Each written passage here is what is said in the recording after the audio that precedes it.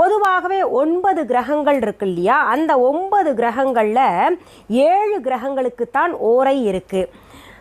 ராகு கேது போன்ற சாயா கிரகங்களுக்கு ஓரை கிடையாது. ஏன்னா அதற்கு சுற்றுப்பாதை கிடையாது.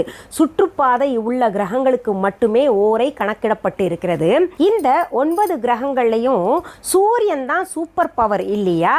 அந்த சூரியனின் சுற்றுப்பாதை, அதற்கு அருகில் இருக்கக்கூடிய கிரகங்கள், தொலைவில் இருக்கக்கூடிய கிரகங்கள், அந்த சூரியன் சுற்றி வருகின்ற வட்டப்பாதை, அந்த சூரியனிலிருந்து வெளிப்படுகின்ற கதிர்கள், சூரியனிலிருந்து பூமிக்கு வருகின்ற ஒளிக்கீற்றுகள் எத்தனை நேரம் எடுத்துக்கொள்கின்றது, இதையெல்லாம் கணக்கில் கொண்டுதான் ஓரைகளை நம்ம முன்னோர்கள் அமைத்திருக்கிறார்கள். வான சாஸ்திரத்தை நம்ம முன்னோர்கள் தான் அமைச்சிருக்காங்க. ரொம்ப சுலபமாக வான சாஸ்திரத்தை அன்றைக்கு பார்த்த மாத்திரத்திலே சொல்லுவாங்க.